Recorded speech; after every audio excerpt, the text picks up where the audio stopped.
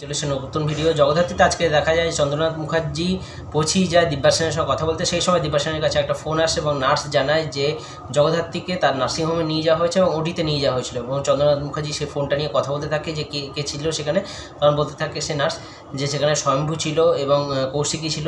তারপরে চন্দ্রনাথ মুখার্জি বলে যে নিশ্চয় কিছু গড়বড় আছে। তারপরে মেহেন্দি আবার দিব্যাসেনকে ফোন করে, তখন বলে যে না তখন যে এখনই তো জগদ্ধাত্রী এখান থেকে রান্নাবান্না করে বেরোলো।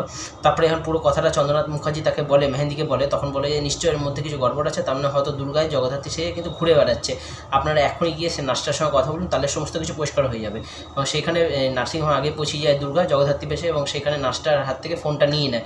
দেখে যে সে দিব্যাসেনকে ফোন করেছে। সেই সময় স্বয়ম্ভু চলে আসে, জিজ্ঞাসা করতে থাকে যে তুমি কী বলেছো না বলেছো, এবং চাপের কারণে কিন্তু সেই নার্স বলে দেয় যে সে কী বলেছে দিব্যাসেনকে।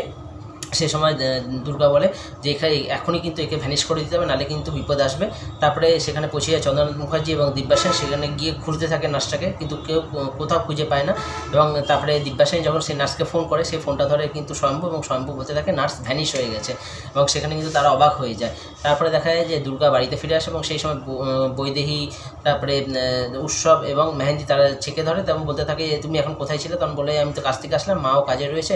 তখন তারা বলতে থাকে না জগদ্ধাত্রীকে নাকি হসপিটালে ভর্তি করা হয়েছিল। তখন বলে না এসব মিথ্যা কথা। এবং তারপরে কিন্তু যখন তারা বেশি করে বলতে থাকে, তখন কিন্তু দুর্গা থ্রেট দেয় উৎসবকে যে তুমি যদি এরকম করতে থাকো, তাহলে কিন্তু এবার যদি জেলে ঢুকো, তাহলে কিন্তু তোমাকে ওখান থেকে কেউ বাঁচাতে পারবে না, সারা জীবন ওখানে পৌঁছে থাকতে হবে। এবং তারপরে এইসব কথা বলে কিন্তু সেখান থেকে দুর্গা চলে যায়। এবং তারপরে দেখা যায় যে উৎসব এবং বৈদেহী তারা সব মেহেন্দি তারা সবাই মিলে আলোচনা করতে থাকে, বলে না এটা মানে ঠিকই বলছে দুর্গা। তারপরে দুর্গা আবার শম্ভুকে ফোন করে জিজ্ঞাসা করে, তখন শম্ভু জানায় যে এখানে কে বললো কথাটা। তখন দুর্গা জানিয়ে দেয় যে এটা নিশ্চয়ই করেছে, যে দিব্যাসেন করেছে, বাড়িতে কথাগুলো জানিয়ে দিয়েছে। তখন শম্ভু জানা আমি এখন তোর মাকে নিয়ে এনআইসিইউতে যাচ্ছি এবং সেখানে একটা কাজ আছে। সেখানে দেখা যায় শম্ভু এনআইসিইউতে জগদ্ধাত্রীকে নিয়ে যায় এবং সেখানে সেই পরিবেশ তৈরি করার চেষ্টা করা হয় যেটা সেই 20-22 বছর আগে হয়েছিল। একজন আসে এবং তার যে বাচ্চাটা আছে সেই বাচ্চাটাকে জগদ্ধাত্রীর সামনে থেকে তুলে নিয়ে যাওয়ার চেষ্টা করে। জগদ্ধাত্রী কিন্তু কিছু পুরানো কথাগুলো, সেই স্মৃতিগুলো মনে পড়তে থাকে এবং মানে একটা কেমন করতে থাকে।